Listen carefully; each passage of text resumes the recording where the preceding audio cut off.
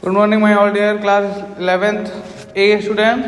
As in this video of accounts, we will discuss accounting standards and international financial reporting standards called IFRS. This chapter is completely based on theoretical knowledge, and you have to learn it completely because this chapter will be very important for your exams. Okay.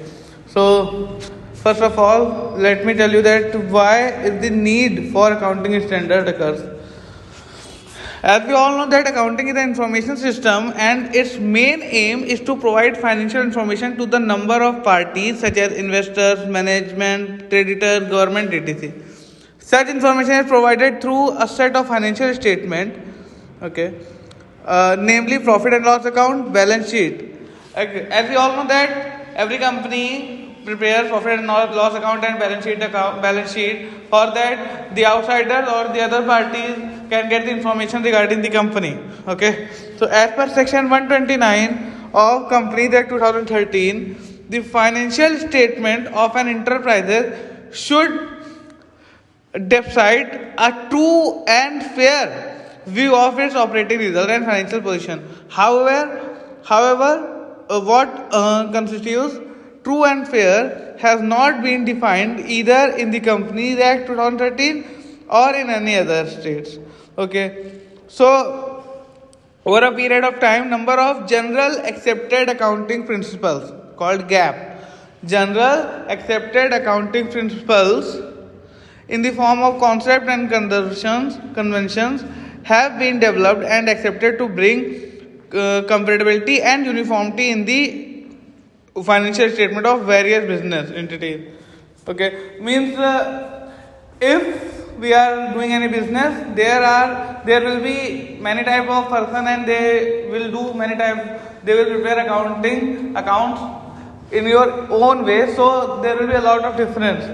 So to make that to make a uniformity, there should be accounting principles. And every firm, every business has to prepare his account according to that, so that the accounting system or the accounting of all the businesses should remain same. Okay. So, but the general accepted accounting principle means GAAP is not being accepted by everyone. So, the International Accounting System Committee (IASC) came into force and on 29 June 1973, when 29 June 1973, they developed the accounting standard. The Institute of Chartered Accountants of India and the Institute of Cost and Works Accounts of India are associate member of the IASC. The Institute of Chartered Accountants of India is also drawing up its own accounting standards, which are basically patterned on the international accounting standards and are modified according to the conditions and privileging in India. Okay, so ICAI means Indian Accounting Standard. Institute of Chartered Accountants of India has developed its own accounting standards, which are a lot simpler than the international accounting principles, but there are some changes according to India. Okay, so this is it. Now let's move to the concept of accounting standard. Accounting standard may be defined as written statement issued from time to time by institution of accounting professionals specifying uniform rules or practice for drawing the financial statement. Okay, according to Kohler, accounting standards as a code of conduct imposed on accounts by customs, law and professional body. So basically accounting standards are the principle of accounting, means how we can make the account, and the rules and regulations of accounting is called basically accounting standards. Okay, so you have to learn the nature and objective of it. Okay, now I will tell you some accounting standards, and Section 133 of the Indian Companies Act 2013, as amended recently, requires that the profit and loss account and balance sheet of a company shall comply with the accounting standards.